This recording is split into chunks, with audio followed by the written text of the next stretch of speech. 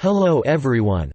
In this video I will show you how to download original msvcr71.dll file and fix. The program can't start because msvcr71.dll is missing from your computer. Error in Windows 10, 8 and Windows 7. Important note: you shouldn't download standalone msvcr71.dll file from third-party DLL download websites, it will not fix the error. msvcr71.dll stands for a library from Microsoft Visual C++ 2003 runtime components that are necessary to run specific programs.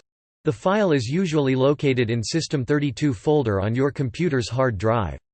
These components are included within .NET 1.1 runtime, available free at the official website. The correct method to fix the error is to follow these steps. First, open Microsoft website using the link in the description.